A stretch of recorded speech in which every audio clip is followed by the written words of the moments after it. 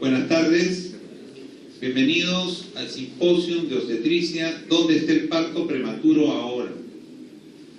Para la moderación del simposio voy a dejar con ustedes al doctor Guillermo Vázquez Gómez, quien es médico ginecobstetra, formado en la Universidad Nacional Mayor de San Marcos, es médico asistente del Hospital San Bartolomé, tiene una maestría en Economía de la Salud, profesor de la Universidad Científica del Sur y de la Universidad Ricardo Palma. Dejo con ustedes al doctor Guillermo Vázquez para la moderación. Doctor.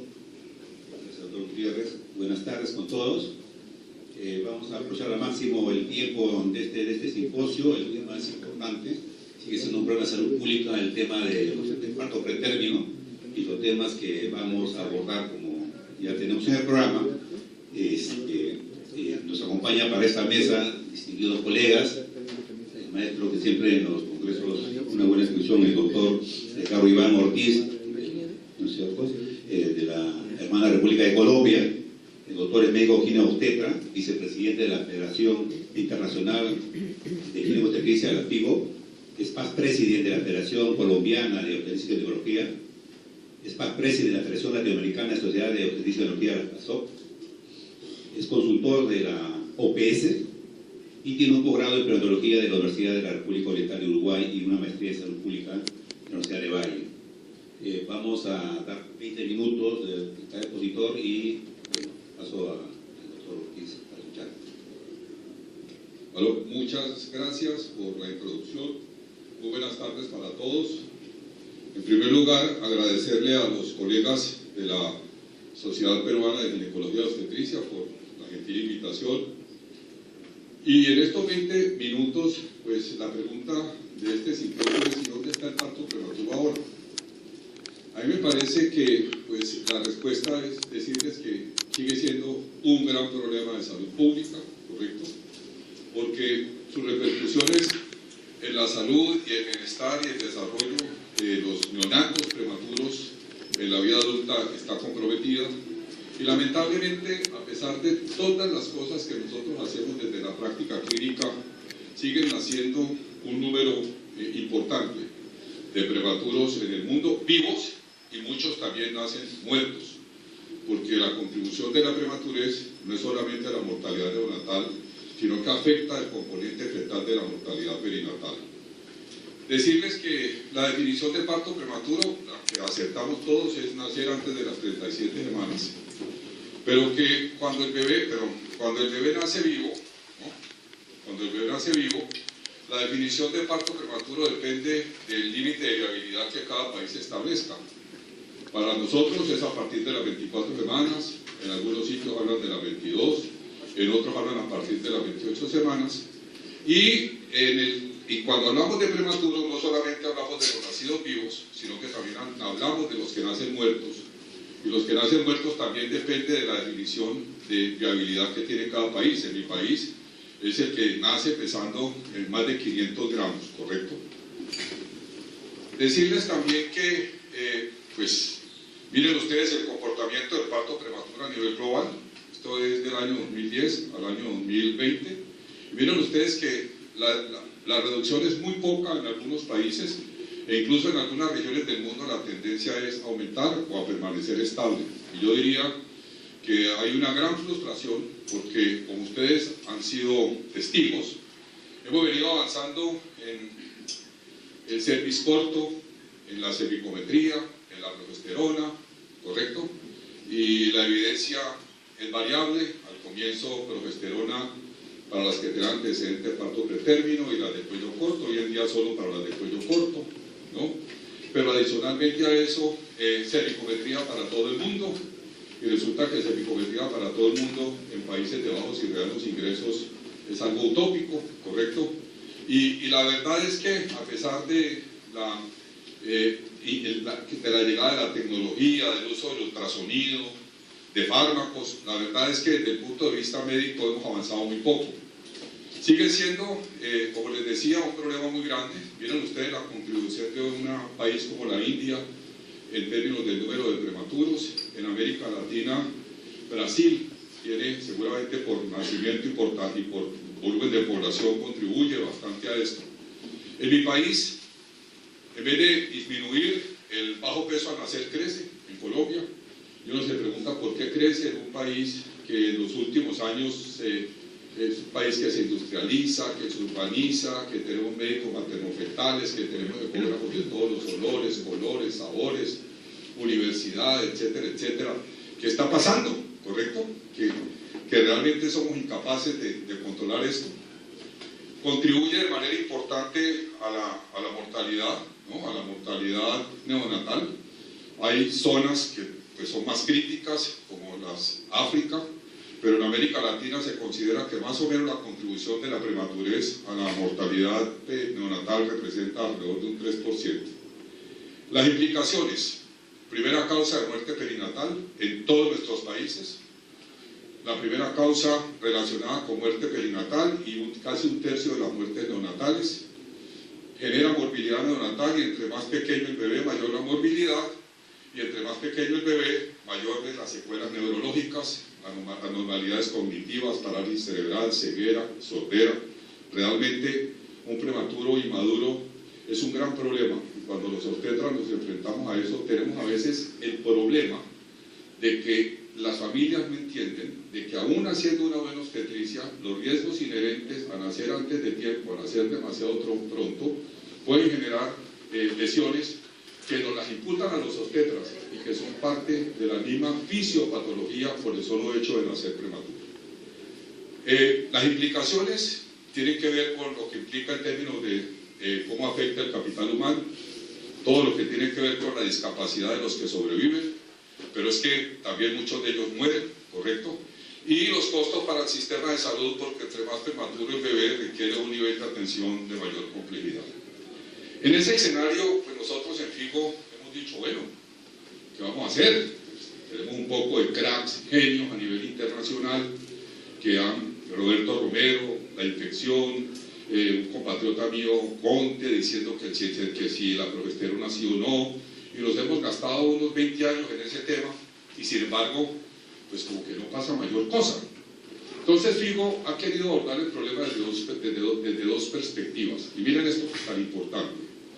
Hoy en día, la Federación Internacional de Ginecología y la tendencia global frente al parto pretérmino quiere hacer una transición de la atención centrada en el embarazo a la atención centrada en la mujer, es decir, la atención centrada en la atención preconcepcional como la clave para disminuir el parto prematuro.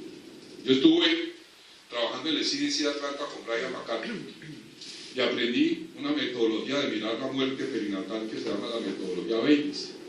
Y me encontré que en mi país y en América Latina, los que más contribuyen a la muerte materna son los bebés que nacen pesando menos de 1.500 gramos.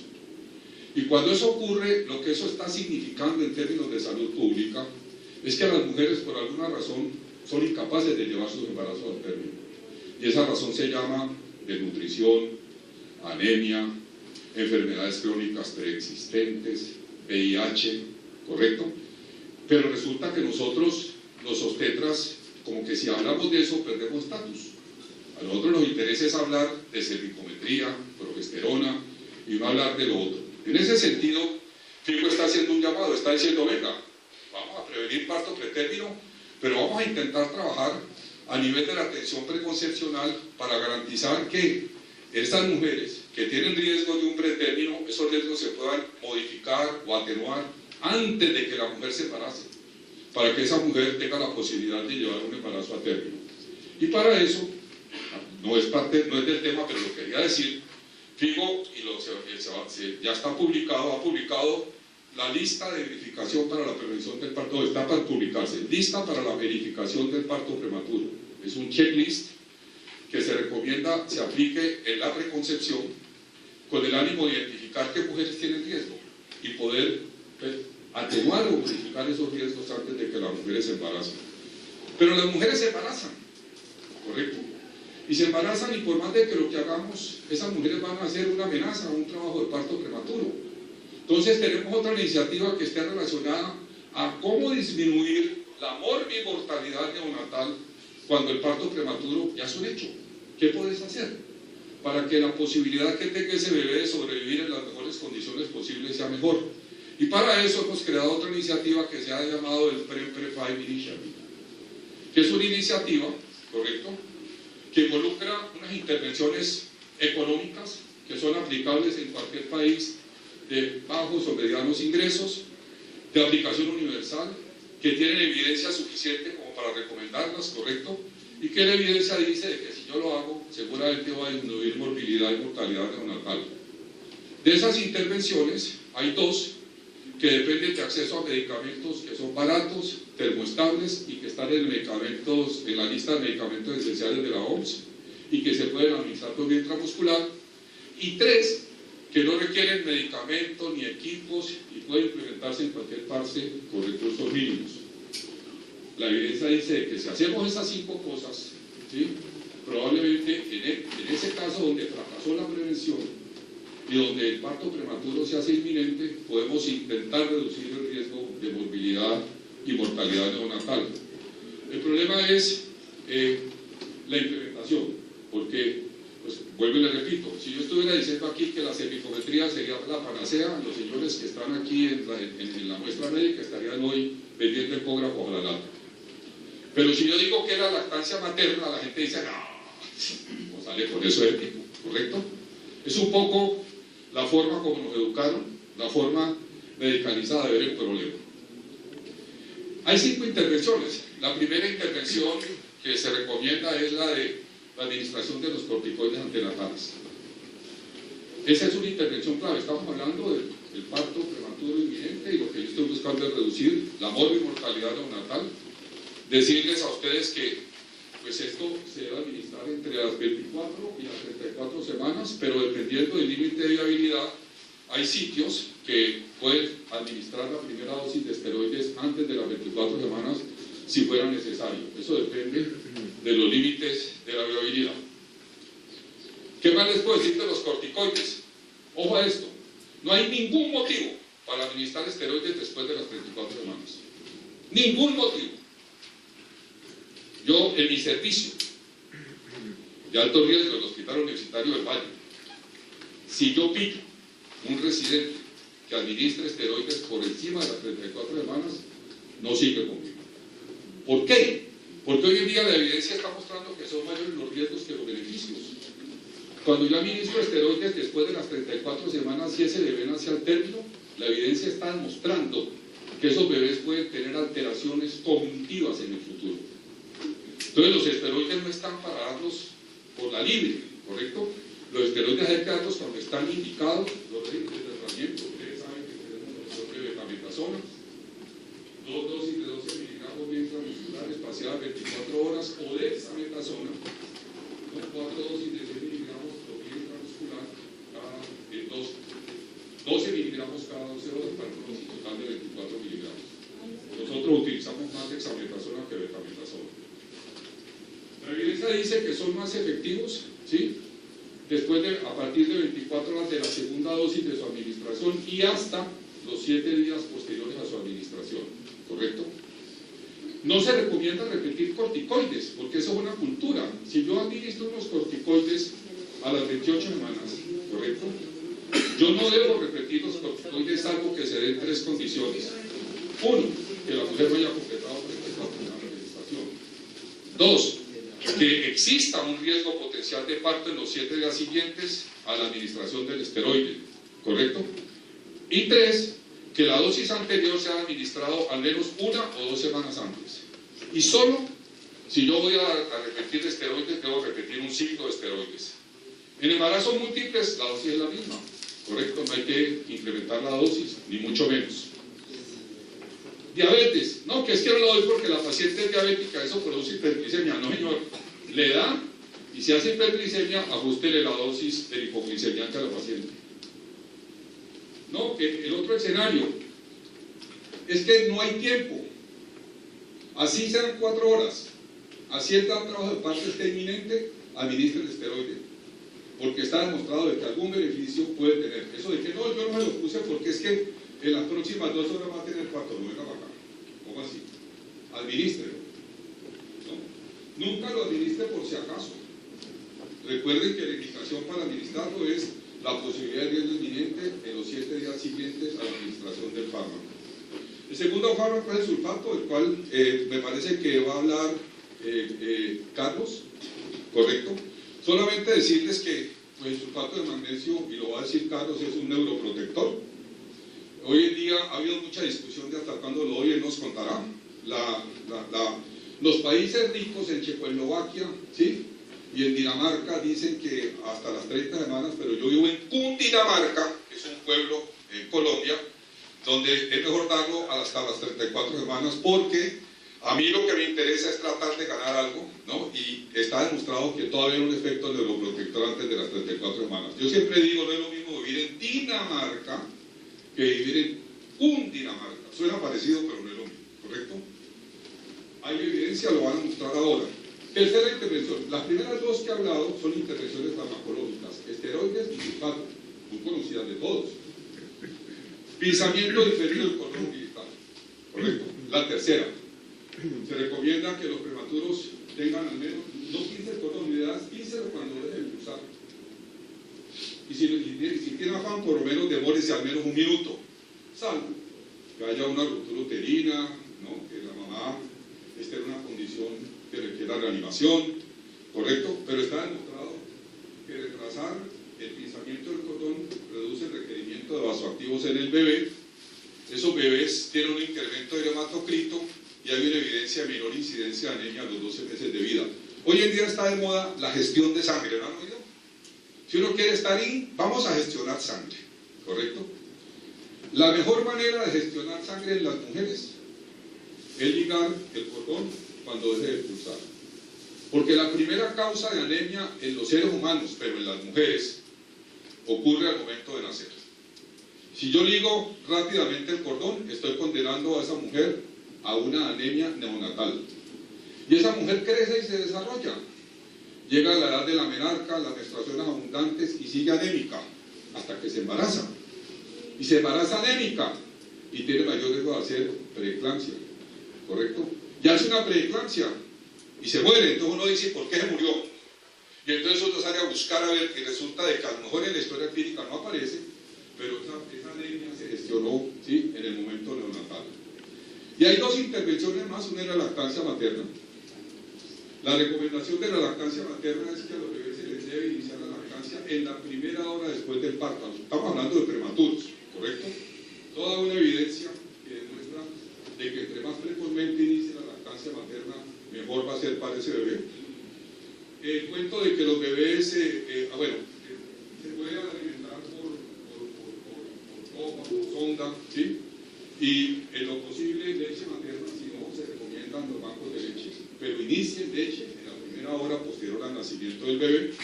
Este es un estudio hecho en mi hospital, donde los bebés que recibieron leche precozmente, prematuros, tuvieron menos riesgo de enterocolitis, hemorragia intraventricular, sepsis, ¿correcto?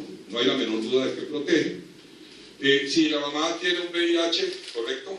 Pues, y no tengo más porque no tengo bacho de leche, déle leche, ¿correcto? Dele leche, porque ese bebé en la primera hora la leche lo va a proteger, ¿correcto? Lo ideal es tener un buen banco, lo ideal es tener bancos de leche, y yo no sé, la iniciativa Vial es una iniciativa de instituciones amigas de la maternidad y de la infancia, que promueven mucho la lactancia materna. Entonces no hay que pagar por la lactancia materna. Y la última iniciativa es el programa Madre Canguro, que ustedes lo conocen también, ¿correcto? Es un método que se le debe ofrecer a todos los prematuros, ¿sí? Debe hacerse lo más inmediatamente después del nacimiento del prematuro, salvo que el bebé no respire de forma independiente, y si requiere apoyo respiratorio se va a hacer después de la reanimación y del apoyo. Básicamente lo que se busca es promover el contacto piel a piel y debe comenzar lo más precozmente posible, ¿correcto? Evidencias de que definitivamente hacer eso mejora y reduce la mortalidad neonatal. Vean ustedes cómo en general hay una reducción importante de la mortalidad neonatal cuando los bebés son manejados como madre canguro, y lo deberán hacerlo de manera continua y no intermitente, porque si es intermitente se pierde el efecto protector, y adicionalmente a eso, lo más temprano posible de horas que exceda las entre 6 y 15 horas, ¿correcto? Evidencias es absolutamente útil, pero adicionalmente mejora la salud mental de los padres, involucra a la familia en general en el cuidado, que es muy importante desde el punto de vista de apego y de apoyo psicoafectivo al bebé. Esta iniciativa nació en mi país, por eso era un homenaje a estos doctores, al doctor Edgar Rey Sanabria. Esto nació en el Hospital Nacional de la Universidad Nacional en Colombia, y esta es de esas pocas iniciativas que nace acá, que incluso las adoptan en Occidente, ¿correcto? Madre Canguro es definitivamente una estrategia de muy bajo costo, pero que reduce tremendamente la mortalidad neonatal. En resumen, lo que les quería decir es, uno, yo respeto mucho toda la medicalización. Me encanta discutir el tema de si cervicometría para todo el mundo o no, ¿correcto? Si progesterona, a quién se la voy a dar, etcétera, etcétera. Pero yo creo más en lo que estamos pensando en FIBO. Intente prevenir, pero si quiere prevenir, hágalo en la prevención. No espere a que la mujer se embarace con las condiciones de riesgo, porque ella no va a prevenir. Ella lo que está es tratando de atenuar un daño. Y si el daño es inminente, pues no se ponga a pensar cosas raras. Esteroides, sulfato de magnesio, higiera el pinzamiento del cordón, lactancia materna y madre canguro.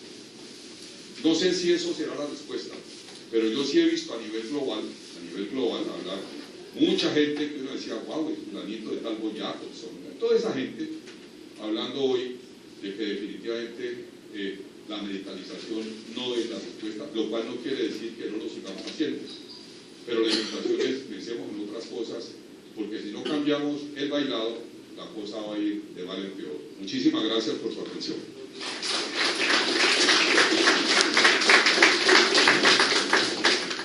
Excelente, profesor Ortiz. Vamos ahora al segundo tema, y gracias a profesor Ortiz por ser estrictamente al tiempo. Vamos a ver ahora justamente el tema que se mencionó, el rol del sulfato de magnesio. Para ello contamos con la presencia del doctor Carlos Pérez Aliaga. El doctor Aliaga es médico formado en la Universidad Nacional Mayor de San Marcos, en el pre y posgrado. Ha hecho maestría en epidemiología y maestría en gestión en servicios de salud. Y actualmente es director ejecutivo del área de obstetricia y ginecología del Instituto Materno Perinatal. Doctor, tiene usted 20 minutos. Muy bien, buenas tardes. Vamos a tocar entonces el tema del sulfato de magnesio en el parto prematuro. ¿Qué partes va a contener esta presentación? Características, farmacología del magnesio, para recordar un poco la historia de cómo se ha usado el sulfato de magnesio, uso clínico y la experiencia que tenemos en el Instituto Nacional Materno Perinatal.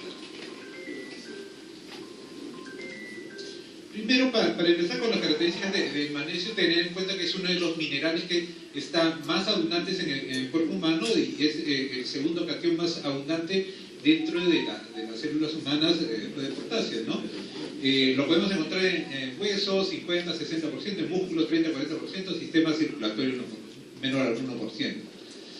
El magnesio va a estar en varias presentaciones en diferentes sales, en sulfato, hidróxido, cloruro, óxido, oxalato, glufosinato, y el sulfato en todas estas presentaciones tiene una mala absorción por vía gastrointestinal. Es por eso que no es la vía de aplicación.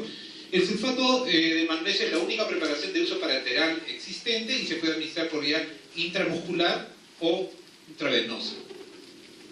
Con respecto al mecanismo de acción del magnesio, actúa básicamente como antagonista del calcio, ¿no? Que es un elemento clave para la contracción del músculo liso. Eso es lo que explica la relajación que puede tener el músculo liso, como es el músculo uterino, y también el efecto vasodilatador que tiene a nivel general, ¿no? El magnesio disminuye la liberación de acetilcolina en la unión neuromuscular, lo que inhibe la transmisión de impulsos nerviosos, induciendo la relajación muscular y debilidad. Y el magnesio contribuye además con la liberación de neuropéptidos que van a tener efecto vasodilatador y disminuye la liberación de sustancia P, generando un efecto negativo en la secreción de mediadores inflamatorios como el factor de necrosis tumoral alfa y interleucina 1. Entonces eso explica el efecto, digo, vasodilatador e incluso también antiinflamatorio, que tiene que ver con el efecto neurológico que vamos a ver, ¿no? En cuanto a la farmacología del magnesio, vale la pena tener en cuenta que los niveles séricos basales que tenemos ser humanos de magnesio pueden estar encontrándose entre 1.48 y 1.70 miliequivalentes por litro. Y cuando administramos dosis de carga, como solemos hacer cuando usamos el sulfato de magnesio en bolo, 4 o 6 gramos, estos niveles basales van a ir casi al doble, a 2 a 4 miliequivalentes por litro, que son dosis que son las que son necesarias para tener los efectos que vamos a desear. Y el mantenimiento con 1 gramo por hora va a mantener estas titulaciones en sangre. Cuando el sulfato de magnesio es aplicado por vía intramuscular, incluso los valores séricos del sulfato de magnesio pueden ser incluso más altos que cuando es administrado por vía endovenosa. Por eso se prefiere el uso endovenoso. El sulfato de magnesio posee una vida media aproximadamente de 5 horas y los efectos que podemos ver son ausencia de reflejo patelar en 1.6%, depresión respiratoria 1.3%, oliguria 2.5%, alteración de conducción cardíaca e incluso paro cardiorrespiratorio. Pero esto va a depender precisamente de los niveles séricos que haya del magnesio. Y acá un poco la relación entre los niveles que alcance el magnesio y los efectos colaterales.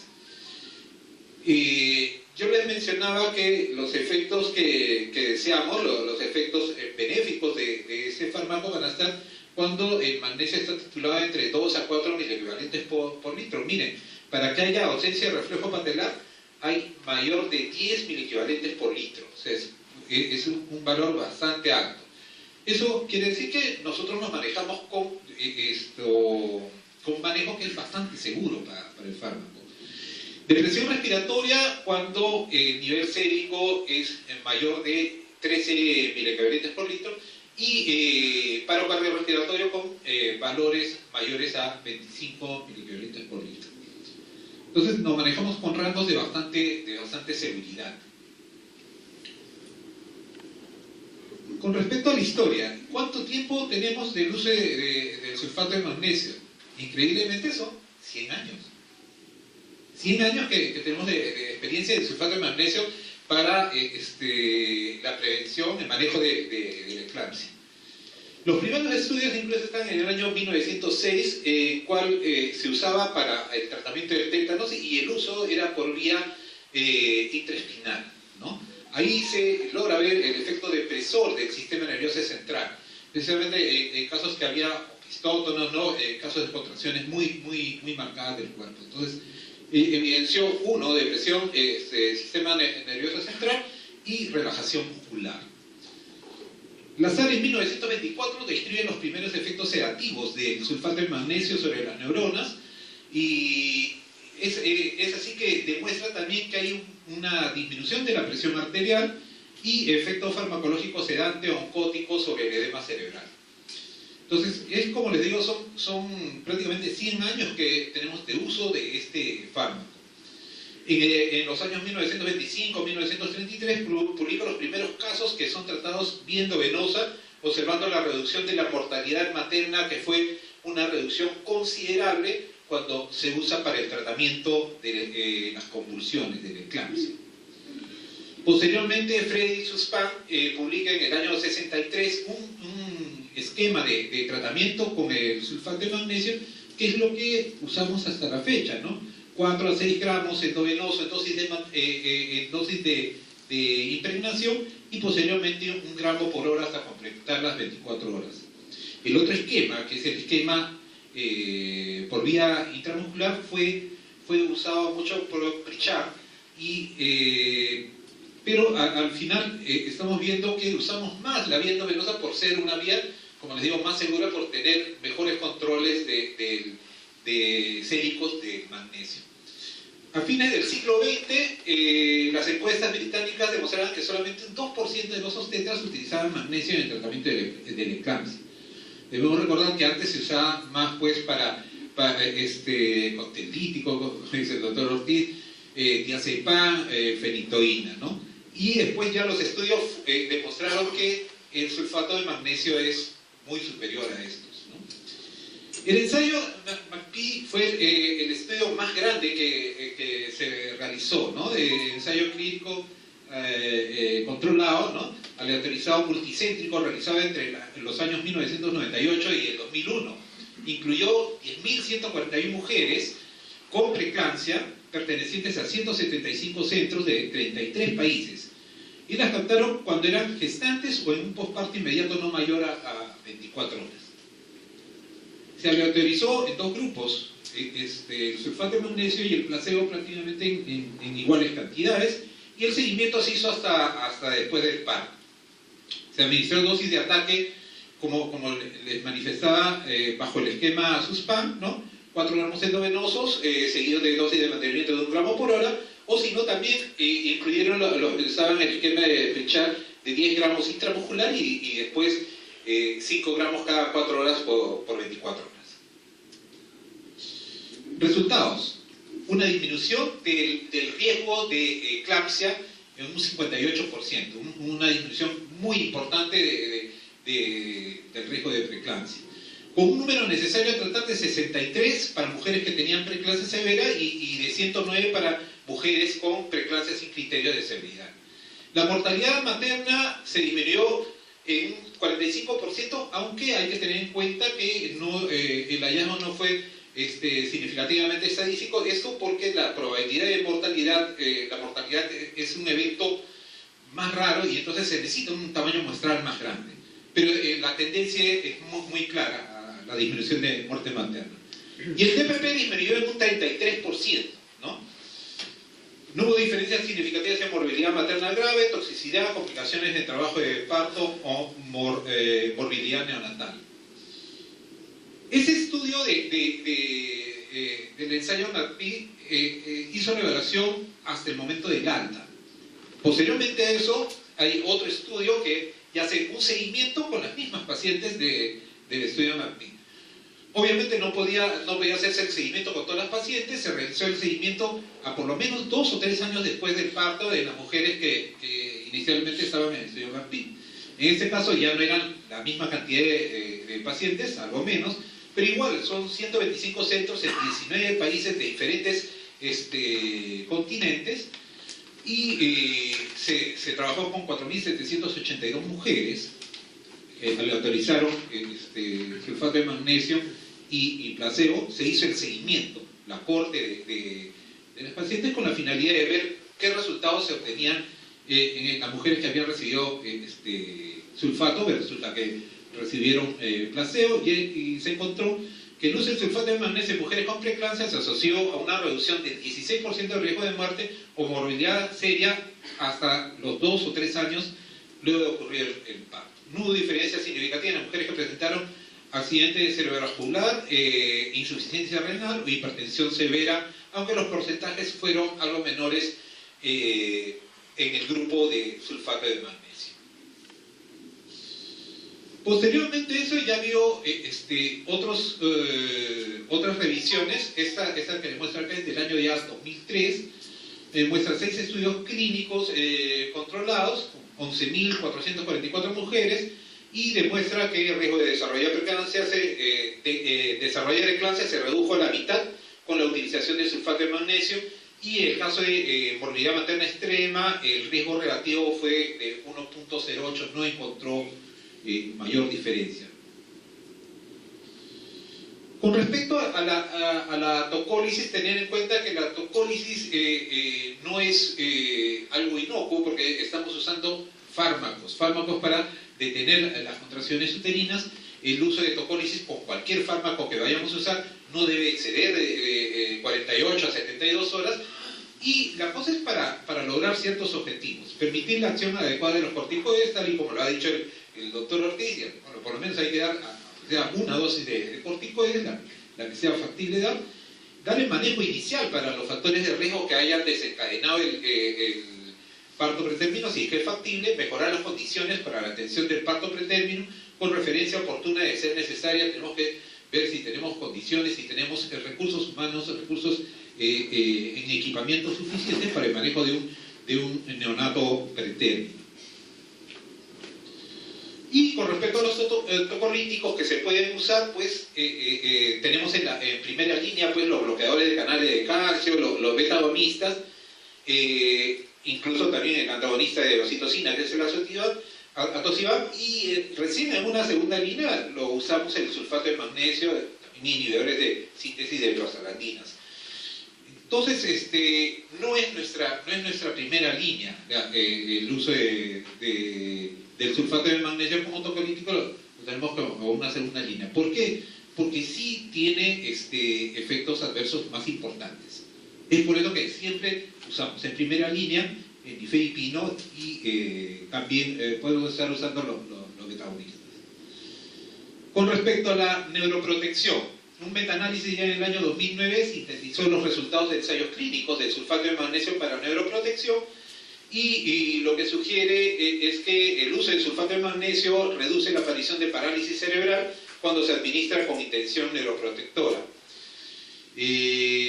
En ese estudio se encontró un riesgo relativo de 0.71. Ahí fue significativamente, estadísticamente significativo.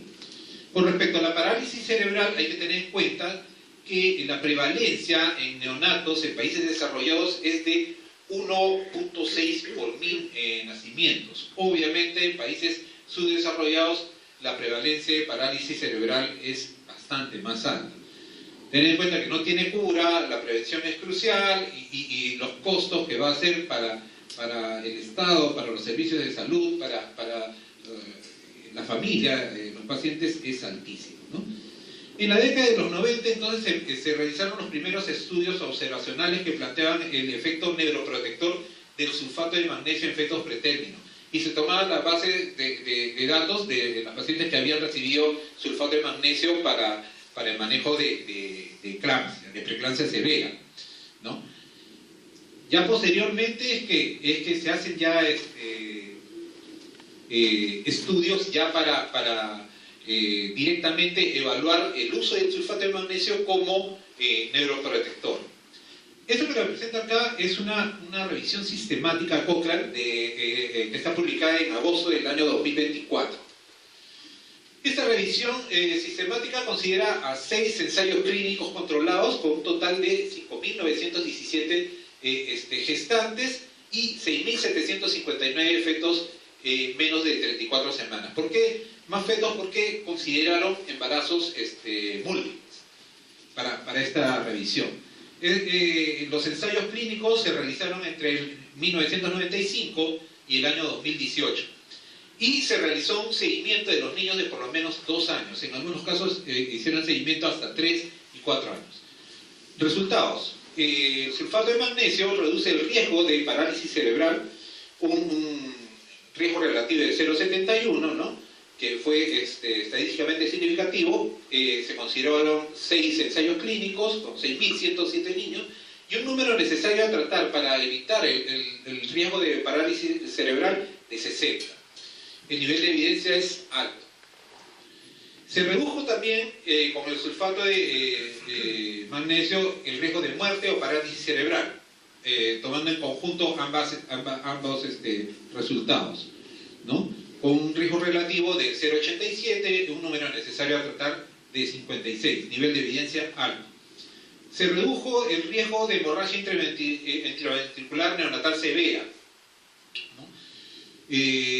Se evaluó para esto 5 ensayos clínicos aleatorizados, 5.885 niños, número necesario a tratar 92. y no se encontraron daños en infantes o niños que habían recibido sulfato de magnesio durante el embarazo, la gestante, ¿no? No se encontró efectos sobre el paro cardiorrespiratorio en gestantes. La evidencia es baja porque es un evento muy infrecuente.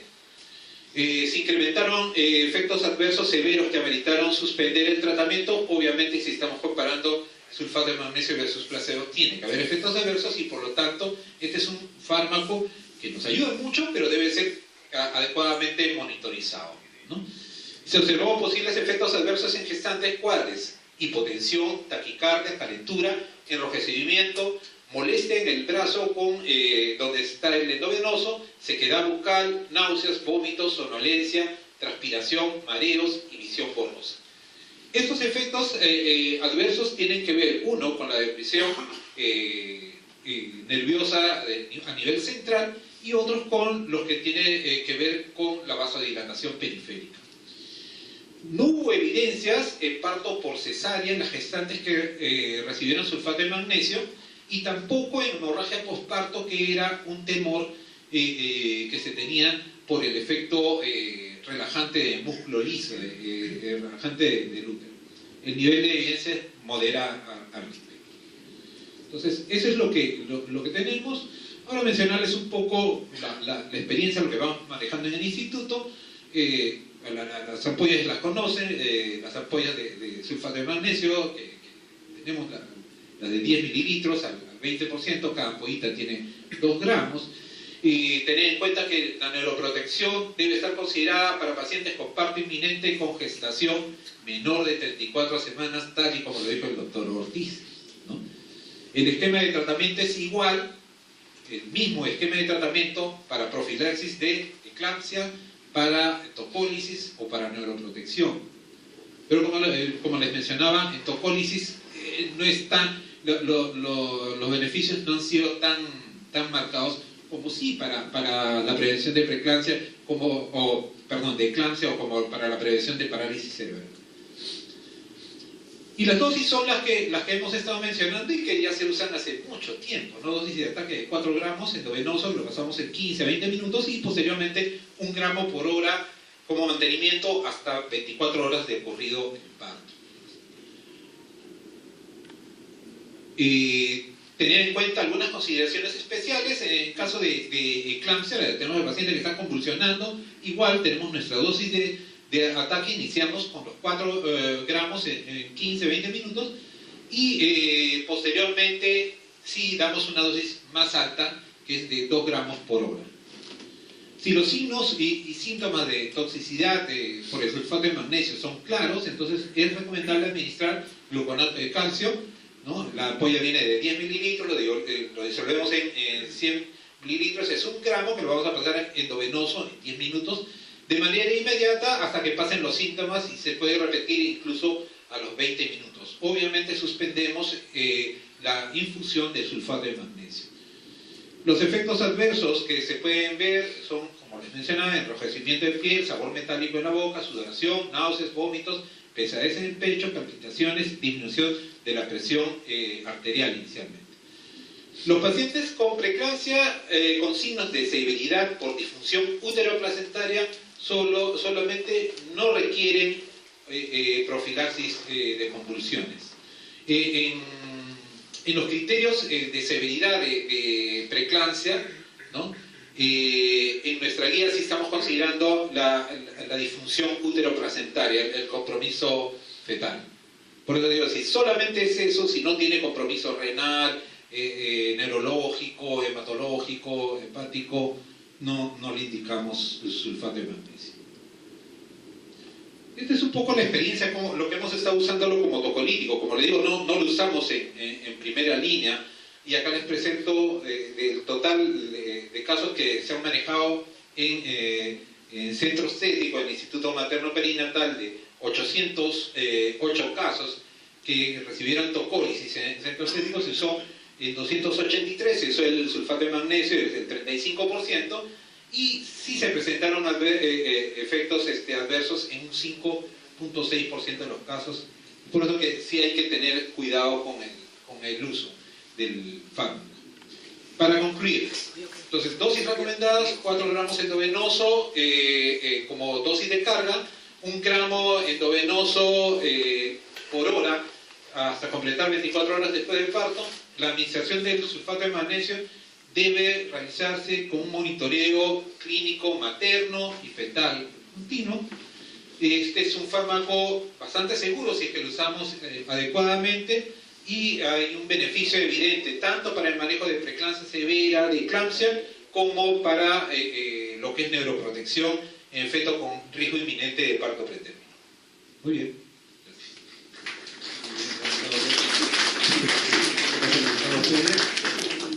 Como estamos viendo, básicamente estamos tratando el parto pretérmino, ya una vez ya que va a tener el parto, y con la medida tanto de FIGO que ha mencionado por Ortiz, y la parte preventiva que ha mencionado el doctor Pérez.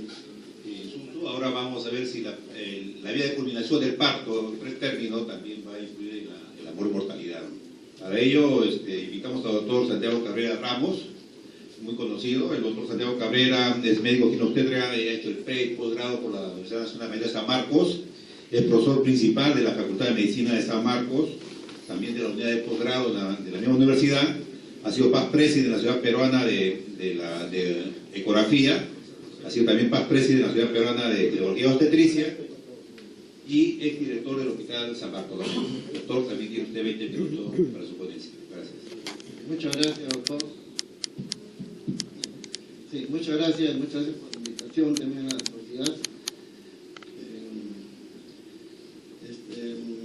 Bueno, en cuanto a la vía del parto en los prematuros, este es un tema que siempre ha concitado la atención en los que se dedican a la medicina materno-fetal, y esto debido a que el modo del parto tiene repercusiones en el pronóstico tanto a corto como a largo plazo de los neonatos. Siempre se ha establecido eso. En las guías actuales, la mayoría de las guías actuales, como vamos a ver ahora, recomiendan que no se deba hacer una cesárea sistemática, ¿no?, de rutina, una cesárea rutinaria en todos los prematuros, como tradicionalmente había un paradigma de los prematuros, había que terminar por cesárea. Una de las creencias es que al darle chance por vía vaginal se puede traumatizar la cabeza, ¿no?, en el canal del parto, y eso puede producir hemorragia intraventricular, pero eso no es así, ¿no? La hemorragia intraventricular no se produce básicamente por traumatismo, sino por una falta en el desarrollo de la masa encefálica, que produce una alteración en los capilares, y eso, los capilares, en la morfología de la masa encefálica, y eso hace que se produzcan las hemorragias intraventricular, que son una de las grandes complicaciones de los prematuros.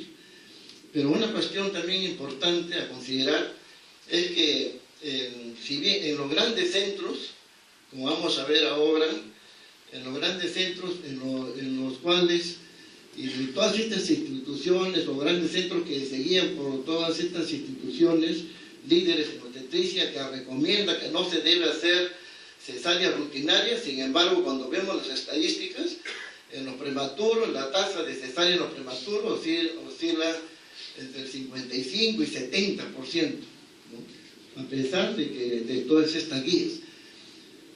Por ello, el doctor Enrique Guevara y los organizadores del evento me encargaron de cómo va la situación de la vía del parto en los prematuros en la actualidad. Entonces, por eso he hecho una revisión que dicen las principales instituciones, como son el Colegio Americano de Gineco-Obstetricia, la Sociedad de Medicina Materno-Fetal, el Royal College, el Real Colegio de Ginecología y Obstetricia de Australia y Nueva Zelanda, y la Sociedad de Obstetricia y Ginecología de Canadá, que son líderes, y también voy a poner acá la Sociedad Española de Ginecología y Obstetricia. Entonces, en sus últimas publicaciones de los últimos años, ¿qué dicen al respecto? Así tenemos que el 2017, ¿no?, en el consenso número 6 del Colegio Americano de Gineco-Obstetricia, ¿no?, que hace consenso sobre la atención obstétrica en nacimientos periviables, indican que la cesárea no está recomendada en forma rutinaria. Este es el 2017. Dice que no se recomienda realizar una cesárea con el único objetivo de cambiar un pronóstico fetal muy desfavorable, ¿no? Es decir, por ejemplo, un feto que tiene un RCU muy severo, con compromiso en el Doppler, una grave insuficiencia placentaria, en eso no se recomienda así específicamente si se piensa cambiar el pronóstico. El sufrimiento fetal, cuando está documentado, o hay una mala presentación fetal donde el parto vaginal podría ser riesgoso, ahí sí estaría indicado la cesárea. Y también siempre considerar consensuar o hacer un consentimiento informado, muy importante en estos prematuros. Hay que tener en cuenta que estas instituciones se refieren básicamente a los prematuros extremos, ¿no? Y muy extremos, menos de 32 semanas. Ya más de 32 semanas, 34, ya no se hacen muchos problemas. Entonces siempre hay que tener muy en cuenta la opinión de la familia, de la mujer como persona. Y también considerar dónde estamos. Si estamos en un centro con capacidad neonatal óptima, ¿no? Para darle un parto, porque si no, ¿para qué lo vamos a operar si no el pronóstico va a ser definitivamente malo? Vamos a someterlo a una operación innecesaria. Y este consenso dice que el parto vaginal es aceptable si no hay una indicación clínica necesaria, o sea, es permisivo, promueve en cierta forma el parto vaginal. Pero en julio del 2021, también el American College, también, bueno, acá en líneas generales, también se muestra más permisivo hacia la cesárea. Dice que no se debe esperar cuando el feto está comprometido, no se debe esperar, o sea, en otras palabras, no tener miedo si es prematuro, ya terminarlo y por cesárea, ¿no? Si es necesario y si hay un compromiso importante. Pero en junio de este año, en junio del 2025, hace 2 meses, 3 meses, en este otro estudio que dice que el riesgo incrementado de la mortalidad materna está asociado cuando hay rotura prematura de membranas, en las gestaciones previables y periviables hay un incremento de la mortalidad y morbilidad materna, está asociado, morbilidad materna. Y acá dice que en la rotura prematura de membranas, previable o periviable, o sea, menos de 26 semanas, se debe preferir el parto vaginal para la finalización si no hay una indicación obstétrica. Entonces ya cambian más o menos los esquemas que teníamos y evitar la cesárea de rutina solamente por el hecho de que es prematuro, ¿no? Y se debe reservar la cesárea para indicaciones obstétricas evidentes, ¿no? Y en la que se demuestre que realmente va a haber un beneficio neonatal real y lógicamente con consentimiento informado, etc. Nuevamente, pues si las condiciones son apropiadas para la sobrevivencia, hacerle la cesárea. Y considera imprescindible la consejería, ¿no? Tratar siempre a la persona, al paciente como persona. Y en lo referente al Royal College también se ha manifestado en este sentido, en referente a este tema, y el 2017 en su guía número 20 hace recomendaciones claves sobre el parto pretérmino. Y ahí dice que no recomienda las cesáreas de rutina, nuevamente, no es necesario la cesárea rutinaria en la presentación para la presentación de nalgas en trabajo de parto pretérmino donde es espontáneo. Fíjense, acá ya están hablando de cosas muy importantes que es la presentación de nalgas. Y la vía del parto debe individualizarse según la etapa del parto, es decir, si está en expulsivo, también el tipo de presentación, cómo está la expectativa del feto con su bienestar fetal, etc. O sea, debe ser un manejo individualizado. Y entre las 22 y 25 semanas, 6, casi 26, la cesárea no está recomendada de forma rutinaria, salvo indicación clínica precisa, ¿no? O sea, un sufrimiento fetal, una situación materna que lo obligue, ¿no? Esto más o menos, comparando con lo que dice la COG y la Sociedad de Medicina Materno-Fetal, acá esto dice que permiten la cesárea si la presentación no es cefálica o hay sufrimiento fetal entre las 20 y 25 semanas, más o menos hay cierta concordancia. Pero esto dijo el año que decía del 2017 el Royal College, pero en junio de este año, ¿no? Saca una nueva guía sobre el cuidado de la mujer en la ruptura prematura de membranas menor de 24 semanas. Y ahí dice que la cesárea, este es en este año, ¿no? En junio, hace 2 o 3 meses, dice que la cesárea está recomendada si existe un sufrimiento fetal o hay una indicación materna grave, independientemente de la gestación, solamente en esos casos. Y hacer un manejo expectante, ¿no? Si no hay compromiso claro y si discute, o sea, si el feto no está muy comprometido, hay ciertas condiciones propias de la paciente, se puede dar un manejo expectante, es decir, ensayar o probar una vía vaginal.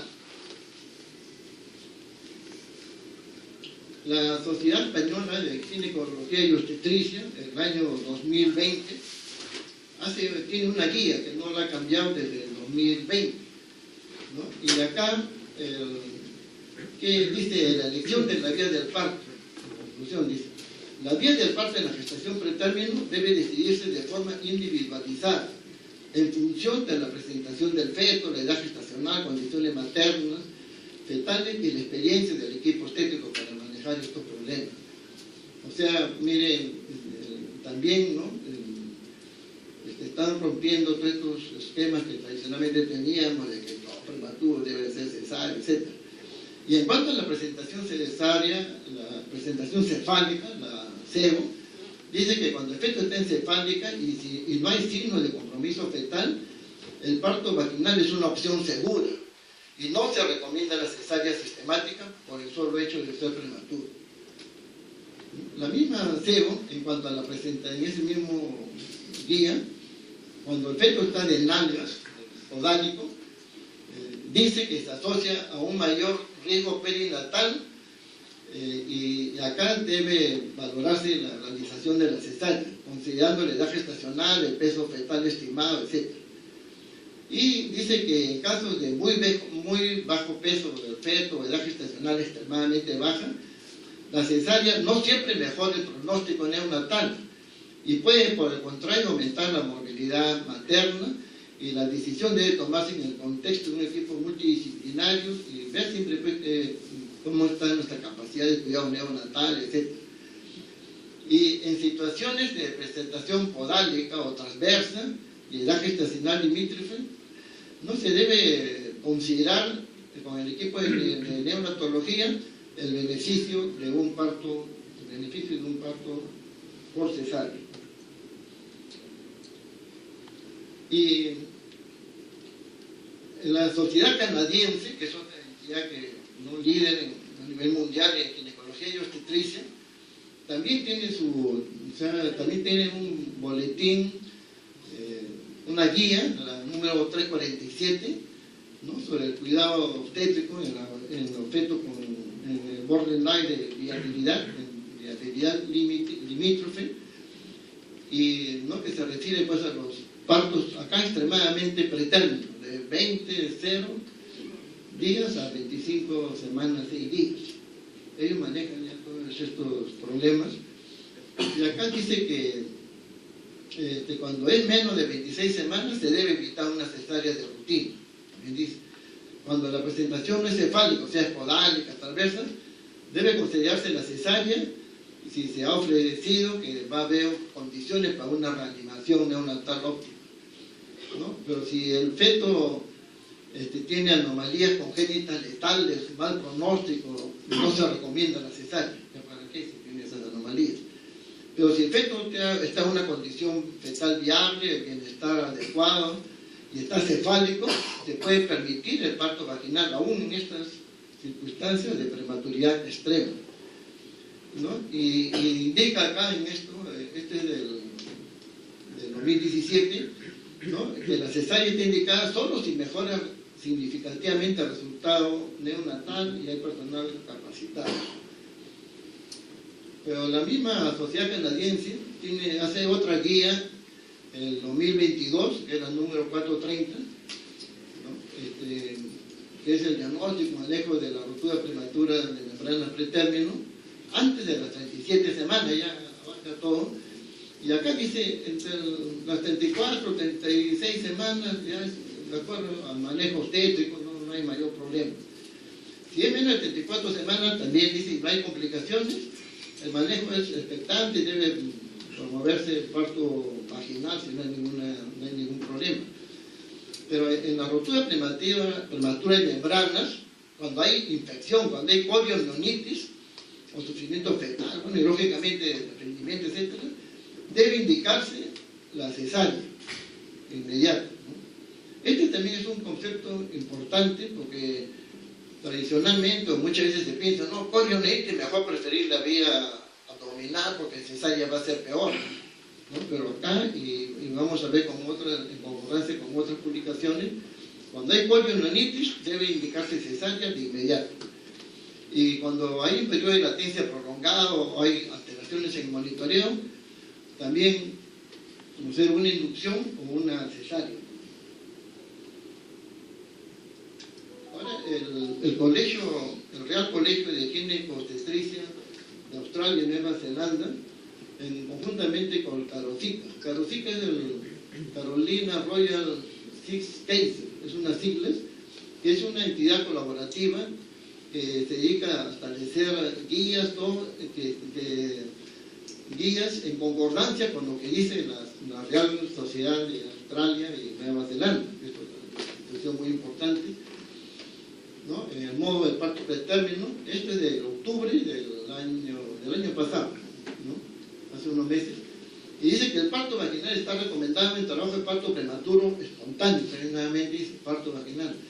Solo indicaciones obstétricas adicionales que justifiquen una cesárea, como la malpresentación o sufrimiento fetal, o sea, promueve el parto vaginal en prematuro. Y la cesárea no debería realizarse de forma rutinaria para mejorar los resultados neonatales en el pretérmino, y el antecedente de cesárea previa no contraindica necesariamente un parto vaginal en el contexto de la prematuridad, ¿no? Y en situaciones podálicas, menos de 27 semanas, se debe ahí considerar la cesárea, porque tendría mejor supervivencia y mejor resultado neurológico, justamente menos hemorragias intraventricular, pero todo eso con una decisión compartida, ¿ya? O sea, ahí se refiere menos de 27 semanas solamente. Y también en este mismo documento dice que la cesárea tras una rotura prematura de membranas en gestaciones cercanas al límite de supervivencia, de las 23 y 25 semanas, puede aumentar el riesgo de traumatismo fetal y la necesidad de una incisión uterina, pues una incisión corporal, ¿no? Uterina, ¿no? Y esto es evaluar necesariamente los riesgos que se deben considerar. Y también dice acá que cuando haya coriomionitis, dice coriomionitis, se debe terminar por cesárea, ¿no? A menos que ya sea inminente el parto vaginal. ¿Cuánto falta? ¿Está bien? En las gestaciones pretérmino, dice, y especialmente si el parto está avanzado, y si el parto está avanzado o progresa rápidamente, se debe promover el parto vaginal. Ahora, ¿qué otros metaanálisis más recientemente hay? Acá ya tenemos el estudio EpiPace. Hay el EpiPace 1, que fue en 1996, que se refiere, es un estudio francés que se refiere a todos los prematuros, menos de 33 semanas, las repercusiones que producen en ellos. Y el EpiPace, que es el estudio epidemiológico en gestaciones con edad gestacional temprana, ¿no? Se refiere en este estudio, que es del 2020, se refiere al parto planificado y la ruta del parto planificado, ¿no? Y esto se hace en un estudio de 108 mujeres,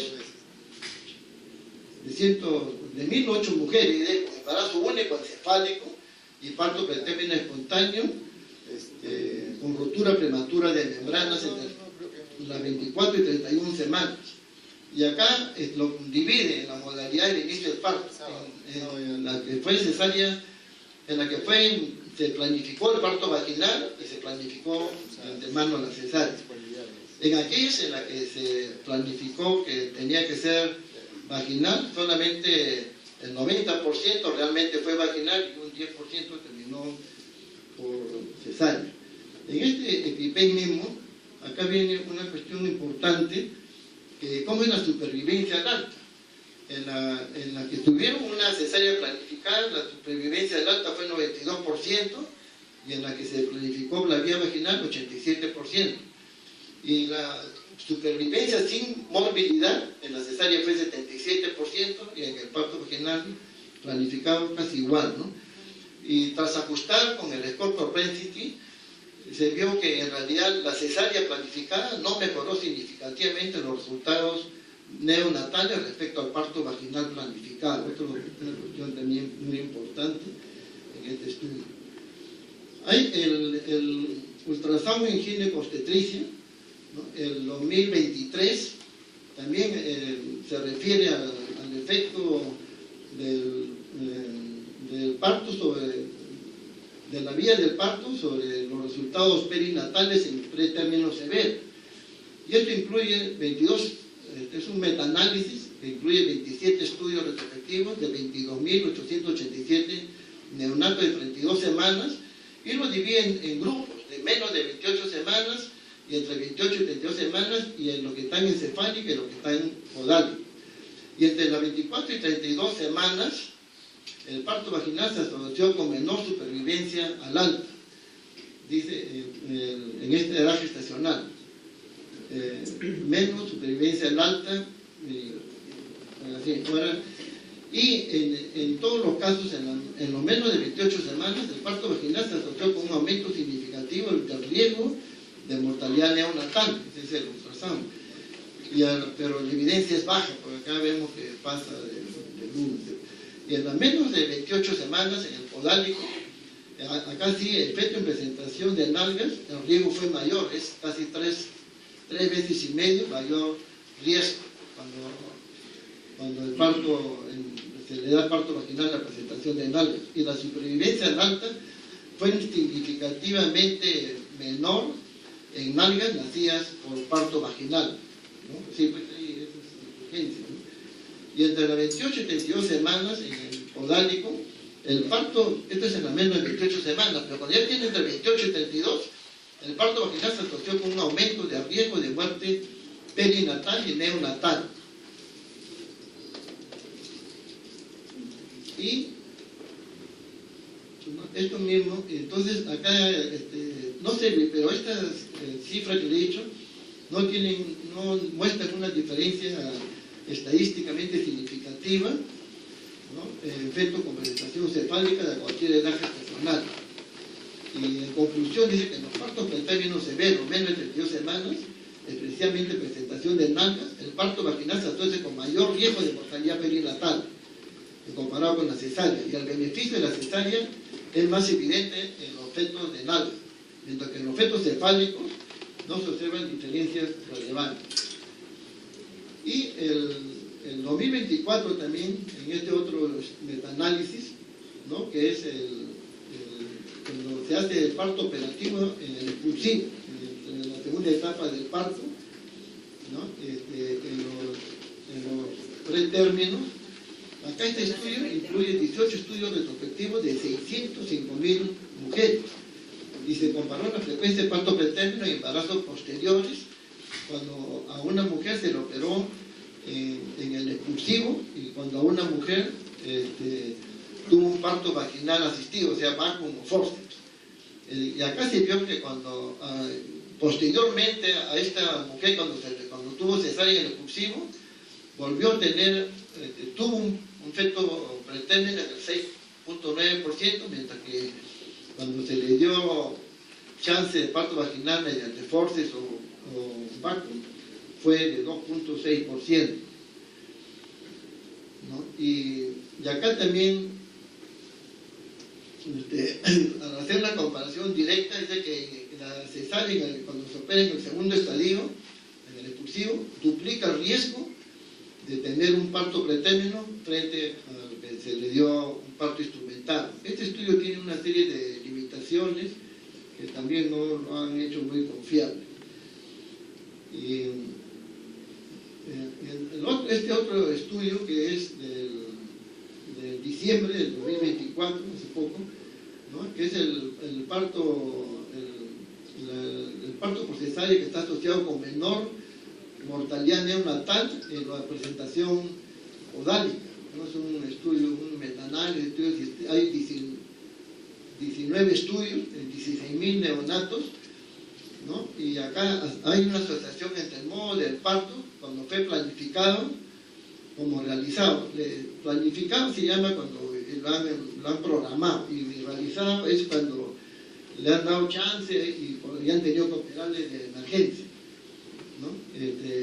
Con especial atención en el parto de nalgas. Y en cuanto a la cesárea, cuando se le dio chance y se tuvo que operar, ¿no?, previamente se le dio chance de parto vaginal, esta cesárea realizada, que le llaman así, redujo significativamente la mortalidad neonatal y disminuyó la incidencia de hemorragia intraventricular. Y en cambio, cuando la cesárea planificada, o sea, la que habían programada, no mejoró la supervivencia frente al parto vaginal. Pero en la presentación de nalgas, tanto la cesárea planificada como la efectivamente realizada, o sea, la cesárea programada y a la que se operó por emergencia, mostraba un menor riesgo de muerte en comparación con el parto vaginal. Esto es en la presentación de nalgas. Entonces, en resumen, dice que la cesárea realizada en pretérmino, especialmente presentación de nalgas, está asociada con una menor mortalidad neonatal y menor riesgo de hemorragia intraventricular. Esto es lo que ya dice en ese estudio. Y ya ahí, entonces, como ven, hay una serie de estadísticas, y con esto termino. Entonces, yo he hecho este cuadro, ya más o menos comparando todo lo que hemos dicho, ¿no? En cuanto a la COF y a sus prácticas, en el año 2017, con lo actualiza este año, en cuanto a la presentación cefálica, dice que el parto vaginal es aceptable. ¿No? Solamente por necesidad de la cesárea, con la indicación precisa, y en la presentación podálica, si es mayor de 24 semanas, debe hacerse, y si se busca un resultado, beneficio neonatal. Individualizar, no hacer de rutina. El Royal College del 2017 también no habla sobre los partos cefálicos propiamente, pero dice que la cesárea no debe ser rutinaria y se debe individualizar también. Y la Sociedad Canadiense del 2017, que lo revisa en 2022, también dice que en cefálico no debe ser de rutina la cesárea, y considerar en la presentación de nalgas la cesárea. Y cuando hay buena evidencia respecto de eso. Y la FEGO, la presentación cefálica en el 2020, no recomienda la cesárea sistemática, pero sí encuentra mayor riesgo cuando está en podálico. Y el Real Colegio de Australia, en 2024, no aborda la vía de los cefálicos, pero el parto vaginal dice que está recomendado cuando el prematuro está espontáneamente realizándose el trabajo de parto, y en la presentación de nalgas cuando hay menos de 27 semanas se debe promover una cesárea que tendría mejor supervivencia y menos hemorragia intraventricular. Bueno, y estas serían las conclusiones entonces de todas estas revisiones. Dice, la vía del parto de una gestación pretérmino debe ser individualizada y considerar los múltiples factores, incluyendo la presentación fetal, la edad gestacional, las condiciones maternas, fetales y la experiencia del equipo obstétrico. Se debe preferir el parto vaginal para la finalización si no hay una indicación obstétrica, y se debe evitar la cesárea rutinaria solo por el hecho de ser prematuro. En fetos con presentación cefálica y sin signos de compromiso fetal, el parto vaginal es una opción segura, cosa muy importante, y la cesárea no se recomienda de forma sistemática por el solo hecho de prematuridad. Y la cesárea es apropiada si existe compromiso fetal o materno grave, independientemente de la edad gestacional, y la evidencia reciente indica que la cesárea planificada no mejora significativamente los resultados neonatales en comparación con el parto vaginal planificados en los casos de presentación fepálica. Y además, en los fetos con presentación de nalgas, el parto vaginal se asocia con un aumento del riesgo de mortalidad neonatal y menor supervivencia al alto, esto es lo que más o menos coincide la mayoría. Y en las presentaciones podálicas, con edades gestacionales muy bajas, menos de 27 por ejemplo, se debe promover la cesárea, considerar la cesárea, ya que podría mejorar la supervivencia y el mejor resultado neurológico. Y en nacimientos periviables de 20 a 26 semanas casi, la cesárea no se recomienda de forma rutinaria, otra cuestión importante. Esta puede considerarse si hay sufrimiento fetal documentado o mal presentación fetal riesgosa para el parto vaginal, o si la familia o el equipo deciden priorizar la reanimación activa del neonato en un centro con capacidad neonatal óptima. Y en caso de ruptura prematura de membrana con evidencia de infección, corioamnionitis, sufrimiento fetal, desprendimiento de placenta, prolapso de cordón, se debe indicar inmediatamente la cesárea, acá en la corioamnionitis. Y la consejería considera mucho que es muy importante, imprescindible y debe ser documentada en todos estos casos, ¿no?, de presentaciones de prematuridad extrema, situaciones muy difíciles para la familia, para la mujer, etc. Una consejería muy prolija. Bueno, eso sería todo. Muchas gracias.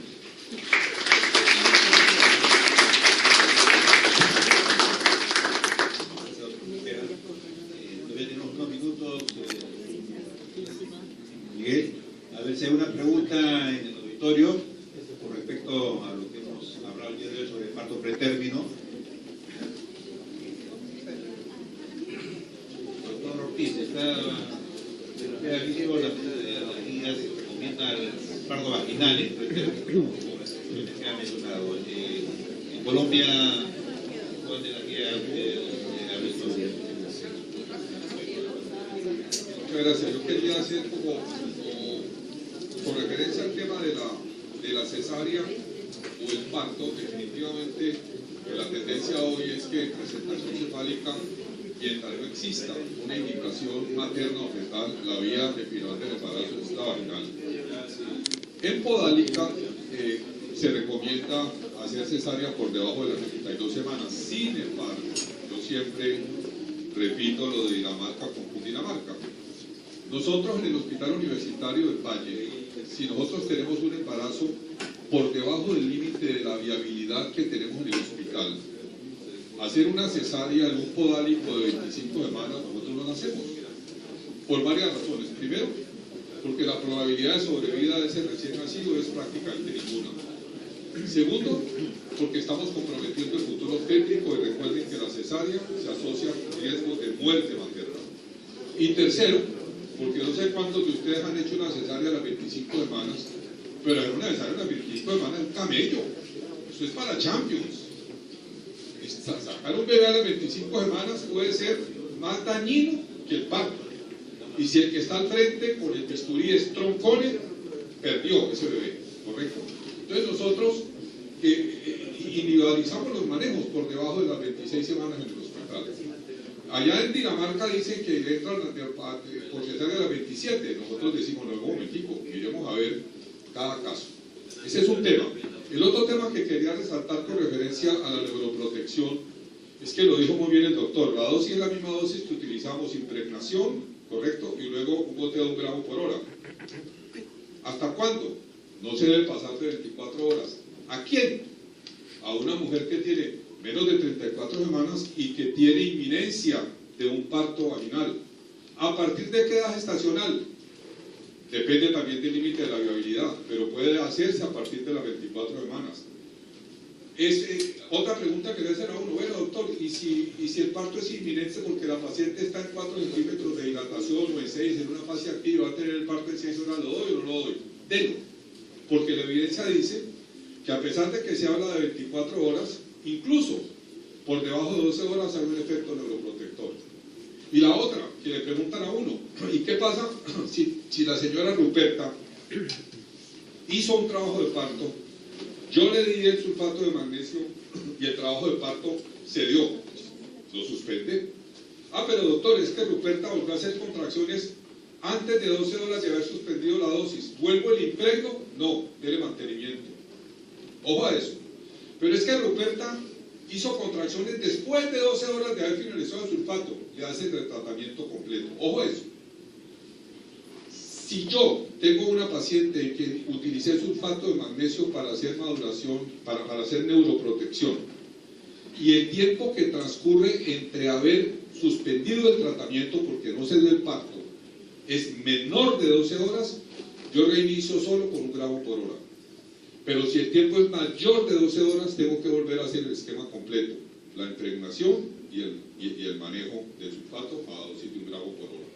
Entonces yo creo que, y lo otro, porque a mí me parece, miren esto, yo veo el auditorio lleno. Cuando uno revisa las estadísticas de salud pública, no estamos utilizando esteroides en todos los que deberíamos utilizar esteroides. Razones, que diabética, que por sí, que bla, bla, bla, ¿correcto? Neuroprotección, yo no sé qué tanto estamos haciendo, pero muchas veces no tenemos la neuroprotección en la cabeza, ¿correcto? Entonces tenemos el RCIU, que decidimos finalizar el embarazo por alguna razón y estamos pensando más en la programación, cuándo lo vamos a hacer, si hablamos con los pediatras, pero nos olvidamos a veces de hacer neuroprotección, ¿correcto? Pinzamiento del cordón. Los Speedy González no nos sirven para disminuir morbilidad y mortalidad neonatal. Lactancia materna, ni nos enteramos. Ni nos enteramos. Porque los tetras modernos, que trabaja institucionalmente, esos tetras hasta el momento del nacimiento. Y nunca se pregunta qué pasó con mi recién nacido, salvo que sea el paciente de uno. Cuando uno pasa de ser obstetra institucional a obstetra de paciente a paciente, uno se da cuenta de que cuando el bebé nace con problemas uno no duerme, por lo menos hasta que el bebé no salga de la universidad neonatal, ¿correcto? Y lo de madre canguro que no se nos puede olvidar. Entonces a mí me parece que ha sido una sesión muy linda, la revisión de Santiago, pues espectacular, revisaste hasta lo último, lo del doctor también con sulfato, y la idea siempre es como dejar un mensaje, ¿correcto? El mensaje de las cosas simples, pero bien hechas, cuando se tienen que hacer, impactan.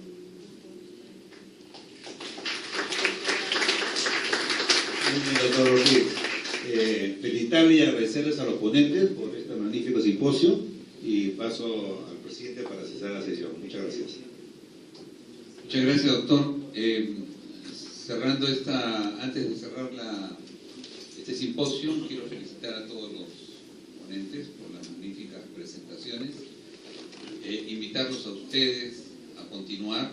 En esta sala va a haber un simposio y luego va a haber una conferencia, pero el día de hoy será la inauguración a las 8:15, se hará la inauguración del Congreso.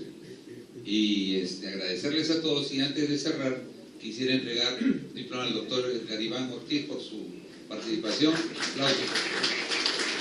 Al doctor Carlos Pérez,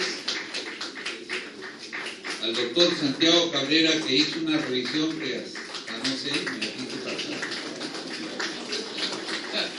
Al doctor Guillermo Vázquez por su moderación, y a todos ustedes las gracias por la asistencia a este congreso.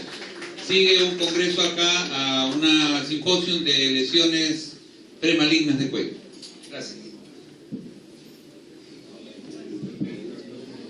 Bueno, continuando con la programación en esta sala, en esta oportunidad vamos a presentar esta conferencia muy importante, teniendo en consideración que una de las patologías más prevalentes en cáncer de cuello uterino en mujeres de nuestro país. La conferencia es manejo de lesiones premalignas en cuello uterino, para el cual tenemos la presencia del doctor Carlos Pérez Moreno, que es de Colombia, que es ginecólogo, presidente de la Federación Internacional de Patología Cervical y Colposcopía, ginecólogo obstetra, ginecólogo colposcopista de la Fundación Universitaria de Ciencias de la Salud y especialista en cirugía endoscópica ginecológica de la Fundación Universitaria de Ciencias de la Salud.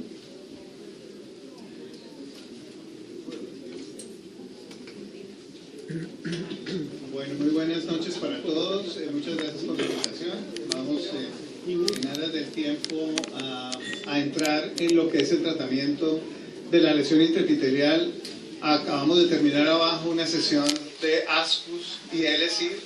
Ahora voy a hablar de lo que es la lesión de alto grado y cómo es su tratamiento actual.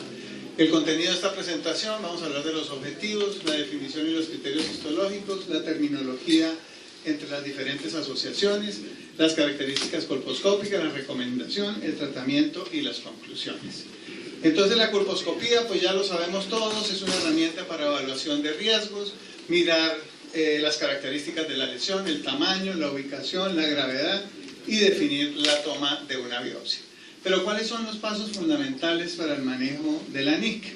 Primero, tener un conocimiento adecuado de la prueba de cribado que tenemos. Es decir, si nosotros vamos a basar nuestro cribado en citología, saber los riesgos de la citología. Si tenemos prueba de BPH, saber cuáles son los riesgos. El correcto manejo de los estándares colposcópicos con un programa de formación, con acreditación y reacreditación. Es decir, no podemos hacer colposcopía porque sí. El uso de herramientas fundamentales como los índices colposcópicos, el uso de la clasificación de Río 2011, que se va a cambiar en París 2026. Los invito, el próximo Congreso Mundial de la Federación Internacional de Colposcopía se llevará a cabo en París del 4 al 6 de junio del 2026. Todavía tienen tiempo para empezar a ahorrar e ir a París. Tener en claro las diferentes modalidades de tratamiento, su riesgo, beneficio y sus consecuencias. Entonces, esto es fundamental para que sepamos tratar una paciente que tiene una neoplasia intraepitelial cervical. Entonces, los objetivos es identificar las características de la lesión, el estudio colposcópico, las herramientas para la toma de biopsia y tener claridad sobre las alternativas de manejo de acuerdo a los contextos. No es lo mismo manejar a una paciente aquí en Lima que manejarla en la selva, no es lo mismo en la práctica privada que en la parte pública, aunque el paciente tiene que garantizársele el mejor tratamiento en el contexto en el que se encuentre. ¿Cuáles son la definición y los criterios histológicos? La característica de una lesión de alto grado, lo estábamos viendo en la otra conferencia, son bordes lisos, cambios acetoblancos densos que aparecen rápidamente, puntados gruesos, mosaicos, negatividad al yodo con un aspecto amarillo. Estas pacientes generalmente se presentan en el 0% de las pacientes que tienen una prueba de Papá Nicolau y 70 a 75% de las pacientes que tienen una citología de alto grado van a tener un MIC 2 o 3 y un porcentaje relativamente bajo, un cáncer invasivo. Entonces, en los criterios histológicos, pues esto es lo que vemos: células grandes, feas, con núcleos muy prominentes, con hipertrofia nuclear, aumento de la relación núcleo-citoplasma, citoplasma variable. Esto es lo que ve el citopatólogo en una citología. Y hay que tener en cuenta esto que es bien importante: que paciente de esa citología normal, del ASCUS, de la lesión de alto grado, tienen una posibilidad de regresión. Si ustedes ven, las que regresan son las lesiones de bajo grado. Las pacientes que tienen una lesión de alto grado, muy pocas regresan y muchas de ellas pueden pasar a un cáncer invasor. Entonces, por eso estas pacientes hay que tratarlas. ¿Qué es importante que todos tengamos en cuenta? Que cuando llevemos una paciente a una colposcopía después de una citología o de una prueba normal, tenemos que tener en cuenta las terminologías que estamos usando actualmente. El mundo tiene dos tendencias, casi tres: la tendencia de los británicos, ahora los españoles y la Asociación Americana. El mundo gira alrededor de esas tres asociaciones y la Federación Mundial, que yo todavía represento, hace una recopilación y tiene su propia clasificación, que es la que ustedes ya conocen. Aquí ven ustedes entonces cuál es la clasificación. Muy rápidamente, nosotros tenemos en la clasificación de Río 2011 una evaluación general, unos hallazgos colposcópicos normales, unos hallazgos anormales. En los hallazgos anormales lo más importante es la ubicación de la lesión, si la lesión está dentro o fuera de la zona de transformación, el tamaño de la lesión, si tiene más de 2 o 3 cuadrantes, y lo que se llaman los signos atípicos, que son para grado 1 menor, los epitelios acetoblancos tenues, el grado mayor el denso, los mosaicos gruesos, etcétera, etcétera. Otros que son los no específicos y los sospechosos de invasión. Estos de los hallazgos varios, pues obviamente no los vamos a tocar porque no es el objetivo de esta reunión. Y lo otro es las diferencias, el ejemplo clásico es la diferencia entre la Asociación Americana, perdón un segundo, entre la Asociación Americana y la Federación Internacional. Nosotros en la Federación Internacional nos fijamos mucho en esto que es la zona de transformación. Hablamos de zona de transformación tipo 1, tipo 2 o tipo 3. Si vemos la unión escamocolumnar, la vemos totalmente, la vemos parcialmente o no la vemos. La Asociación Americana, en cambio, no tiene en cuenta esa clasificación, por lo tanto, el tipo de escisión no lo utiliza. Nosotros, en cambio, sí. A las pacientes jóvenes les hacemos excisiones tipo 1, o sea, excisiones pequeñas. A las pacientes posmenopáusicas o con la zona de transformación dentro del canal le hacemos excisiones más profundas o para el adenocarcinoma, etc. Entonces tenemos unas diferencias bastante claras. ¿Cuáles son las características colposcópicas? Entonces, de estos hallazgos vamos a hablar un poquito de los hallazgos anormales. Los hallazgos anormales se ven dirigidos hacia los cambios de color, cambios aceto-blanco, los cambios vasculares, la ubicación y el tamaño de la lesión. Básicamente eso es lo que vemos y hacemos unas puntuaciones. Entonces los criterios varían desde la visualización completa del cuello, la unión escamocolumnar, si presenta acetoblanqueo o no, y la ubicación y el tamaño, como ya se los había dicho, y hacemos estas puntuaciones. Este es un índice que se llama el índice colposcópico de Reed, que para los que están empezando, esto es como le enseñamos nosotros a los residentes, que cuando evalúen la lesión se fijen en el margen, el color, los vasos, el yodo, y esto va a dar una puntuación de 0, 1 o 2 puntos de acuerdo a la gravedad de cada uno de ellos. Con eso, nosotros si tiene un puntaje de 0 a 2, decimos que es una lesión de bajo grado. Si es intermedio, decimos que es una lesión que puede llegar a ser un MIC2, y generalmente cuando la puntuación está entre 5 y 8 puede ser una lesión tipo MIC3. ¿Qué es lo que nosotros vemos en el examen colposcópico? El epitelio, que no tiene color. Nosotros lo que usualmente vemos cuando incidimos con el rayo de luz es el color que hay en el estroma. Entonces estamos viendo cómo incide el rayo de luz y lo que nosotros vemos es el color rojo del estroma, que acentúa ese color blanco, el aumento del espesor del epitelio, la densidad celular, la diferenciación y la producción de queratina.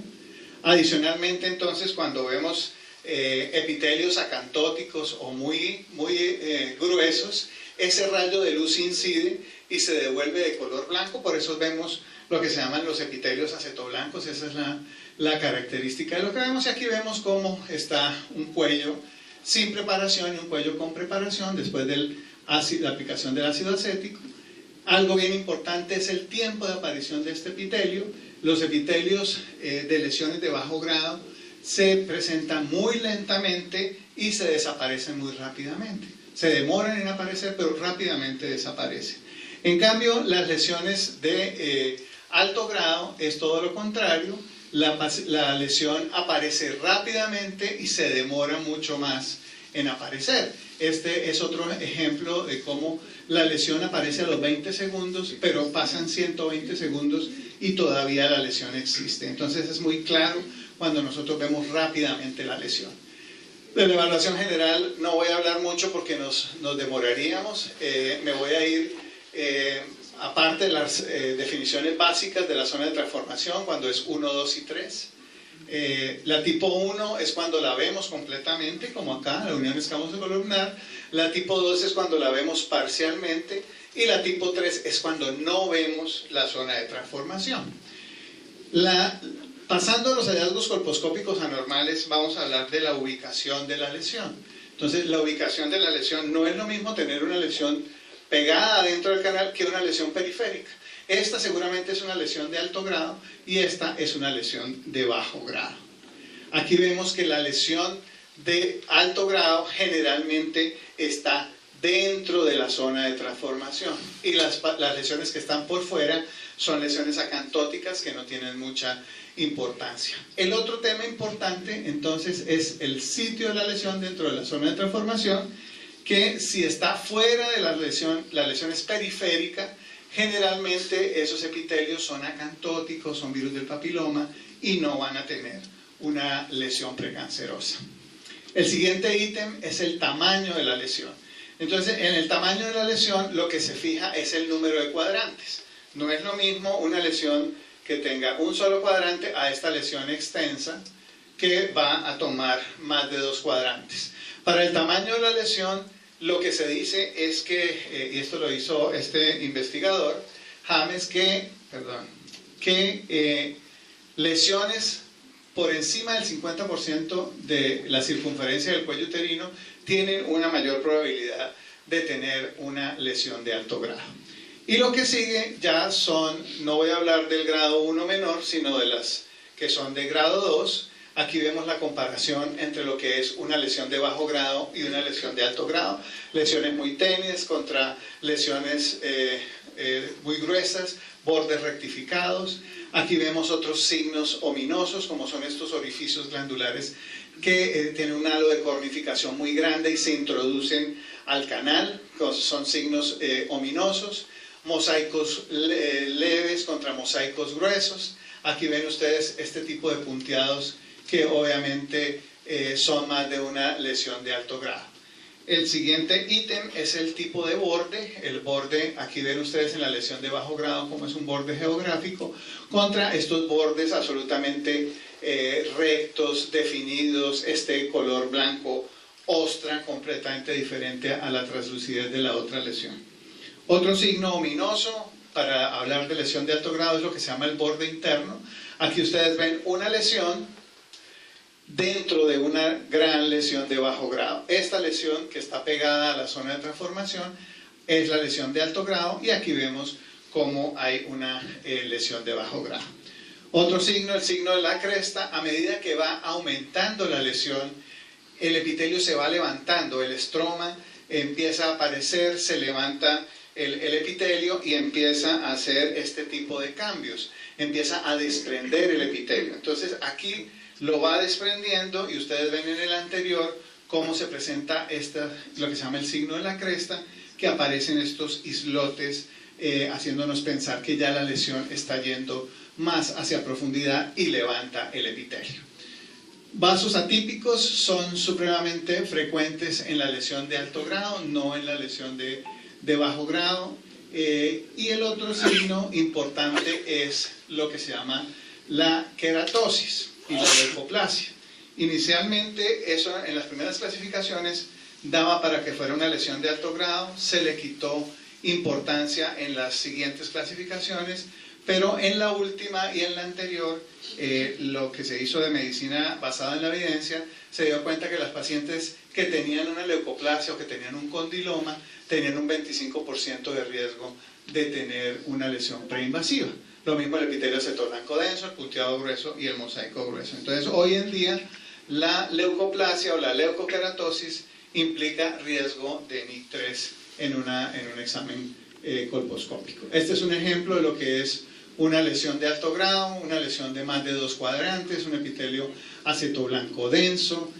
Aquí ven ustedes específicamente lo que podemos configurar con una lesión de alto grado, con un acercamiento, una lesión de tipo cerebroide. Esas lesiones pues son típicas de la lesión de alto grado. Si le ponemos el Lugol, pues obviamente no toma el Lugol y eso nos daría las características de una lesión de alto grado. Pero viene algo que hay que sospechar cuando se presentan lesiones generalmente coalescentes, porque no hay nada específico para la microinvasión, que es un término que usualmente lo podemos encontrar. A veces no se encuentran lesiones colposcópicamente más graves, pero existe esto que se llama el cáncer microinvasor. Y aquí ustedes ven cosas diferentes, ven punteados gruesos, ven aquí pseudomosaicos, epitelios acetoblancos densos que se introducen. Entonces ven una coalescencia de imágenes. Eso haría sospechar que la paciente tiene una lesión de alto grado. Este tipo de vasos también, vasos en tirabuzón que dan la vuelta, vasos ectásicos, estos vasos también son sospechosos, o este tipo de lesiones como lo pueden ver aquí, donde ven pseudomosaicos, epitelios acetoblancos densos que se introducen al canal, punteados gruesos. Estas imágenes usualmente son sospechosas de una microinvasión. Más vasos atípicos de lo que podemos encontrar en diferentes exámenes colposcópicos. Este es un caso muy típico donde vemos la coalescencia de muchas lesiones. Aquí ven ustedes este vaso que es supremamente feo, ectásico. Ven este epitelio acetoblanco denso.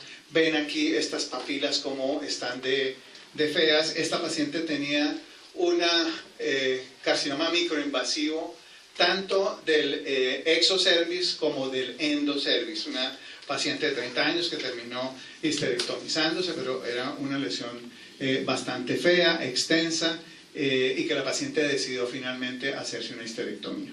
¿Cuáles son las recomendaciones entonces para el tratamiento de estas lesiones? Primero, el número de biopsias. El número de biopsias lo que nos dice es que a mayor número de biopsias, más posibilidad de hacer diagnóstico. Cuando se hace una sola toma, miren el porcentaje de diagnóstico versus 4 biopsias que pueden llegar al 90% y algunos autores del 100%. Entonces, en el ALS lo que se recomienda es que se hagan entre 2 y 4 biopsias para hacer un adecuado diagnóstico de las diferentes lesiones acetoblancas. Biopsias no dirigidas no se recomiendan, es decir, si la paciente no tiene una citología HSIL no se recomienda hacer biopsias. Las pacientes mayores de 25 años son las que empiezan a tener riesgo de precáncer, son las pacientes que hay que tenerlas más en cuenta, y hacer muestreo endocervical únicamente cuando no veamos la unión escamocolumnar.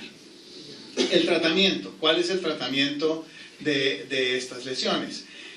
El tratamiento seguro de la neoplasia interepitelial grado 3 a veces significará que la excisión es necesaria o la eliminación de una cantidad relativamente grande de tejido cervical, un mayor riesgo asociado de trabajo de parto prematuro, y se puede realizar en la primera visita. Es decir, podemos hacer lo que se llama ver y tratar, que eso, la última clasificación de la Asociación Americana dice que el umbral de riesgo, si es por encima del 60, nosotros inclusive sin colposcopia podríamos hacer tratamientos excisionales. Nosotros no lo hacemos, siempre hacemos colposcopía y biopsia en mi país, no hacemos tratamientos de ver y tratar.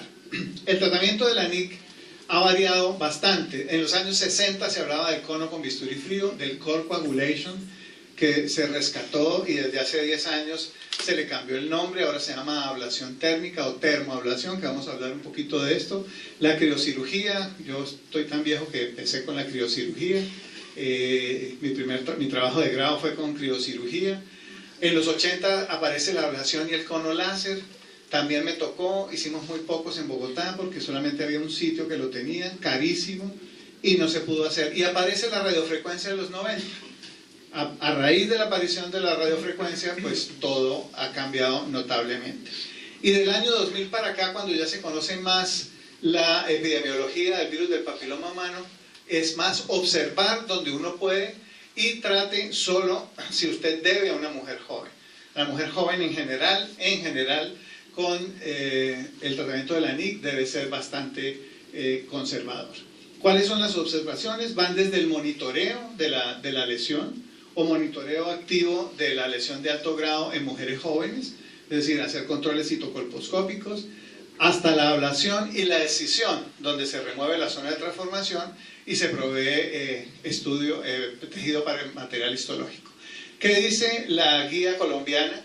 Que la guía colombiana sugiere realizar procedimientos excisionales con radiofrecuencia en mujeres con diagnóstico de lesión de alto grado NIC 2-3 con el fin de reducir la incidencia y la mortalidad de cáncer uterino invasivo. Eso es lo que está recomendado en los entornos donde tenemos radiofrecuencia. Pero hay diferentes alternativas de acuerdo a los diferentes países. En algunos lo que hacen es revisar la colposcopia, si es adecuada pueden hacer un LIP o pueden hacer una ablación. Si el legrado endocervical la colposcopía es inadecuada, se puede hacer un legrado cervical, si es positivo debe hacerse una conización, y vemos diferentes guías para diferentes países. Pero definitivamente hay dos alternativas, la conservadora o la ablativa, la ablativa o la excisional. La histerectomía no se considera hoy como tratamiento del NIC, ni el NIC 1, ni el NIC 2, ni el NIC 3, ni la lesión de bajo grado, ni la lesión de alto grado.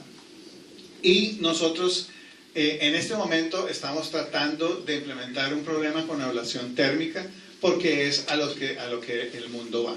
Entonces, la elección del tratamiento, ¿qué es lo importante para elegir un tratamiento?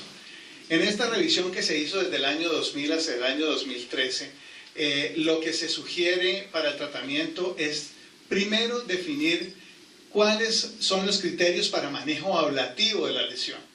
Primero, que haya una visualización completa del cervix, que la colposcopía sea adecuada y la zona de transformación sea tipo 1, o sea, que la veamos, que no haya una sospecha de microinvasión o enfermedad invasiva, que no haya sospecha de enfermedad glandular y que haya una adecuada correlación citología, colposcopía y biopsia. Y para los tratamientos excisionales, la ventaja de estos métodos es que simplemente son económicos, sencillos, fáciles de usar, pero tienen la desventaja que no hay examen histológico para la zona de transformación. ¿Y cuáles son los criterios para el tratamiento excisional?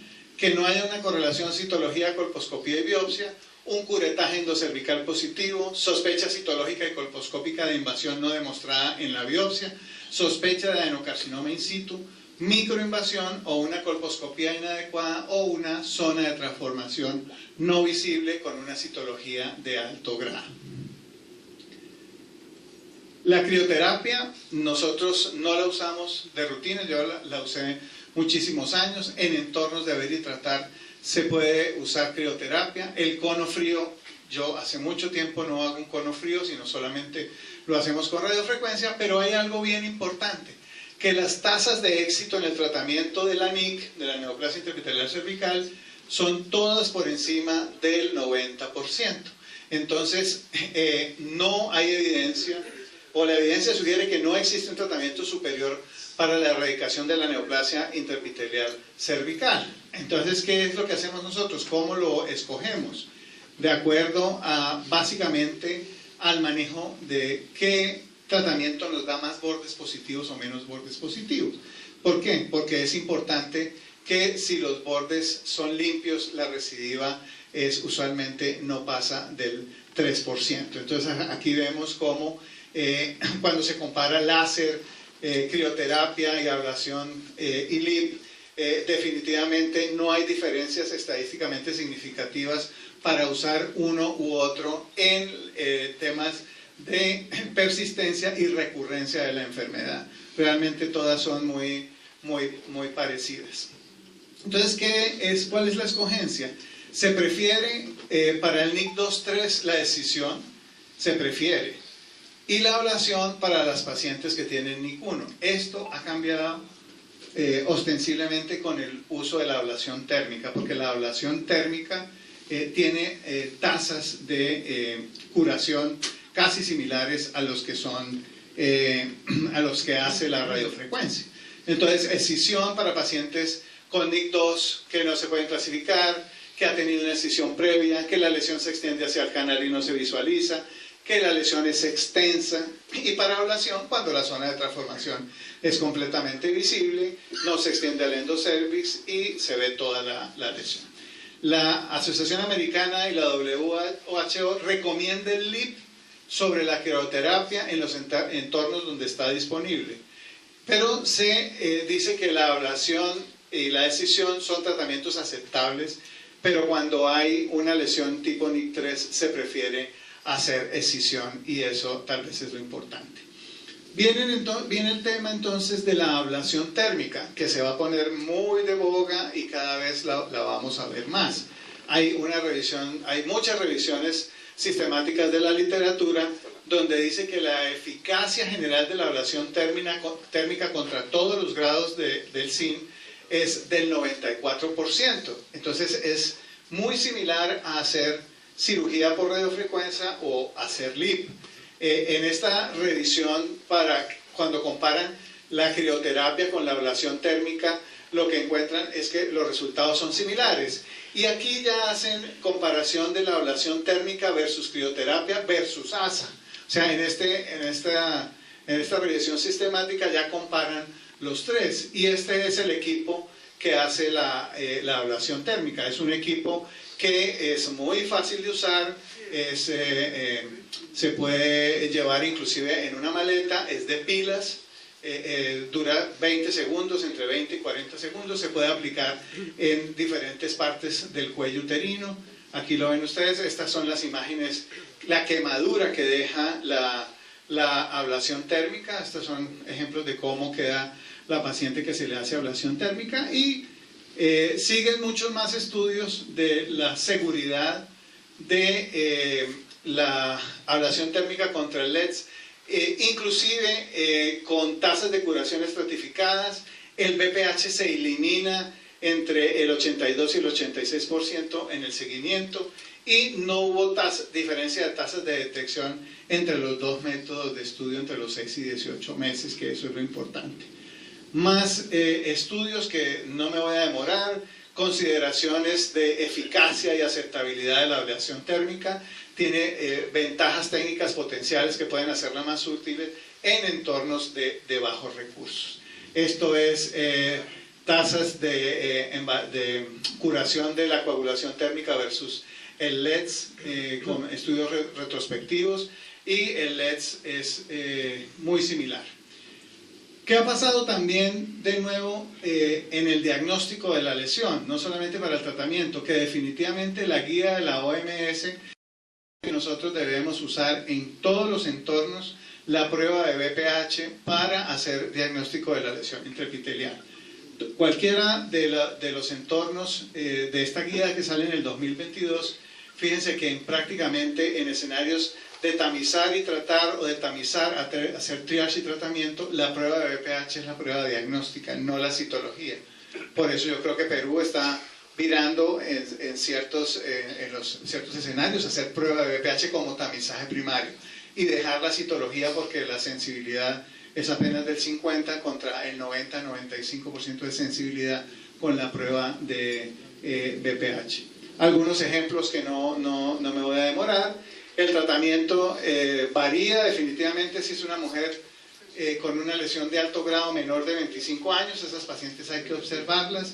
Entre 25 y 30, ahí está la zona gris entre si la trato o no la trato, y por encima de los 30 años son lesiones persistentes que definitivamente hay que tratar. Entonces, básicamente, esto de las guías no es una camisa de fuerza, es simplemente una guía para mirar qué pacientes se les puede hacer excisión, qué pacientes se les puede hacer ablación, o cuál paciente debe tratarse.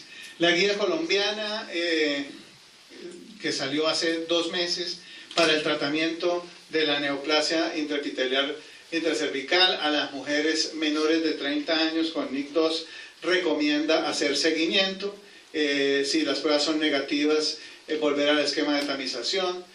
Si vuelve a tener una prueba de BPH positiva, volver a hacer colposcopía. Si le aparece un NIC1, continuar seguimiento.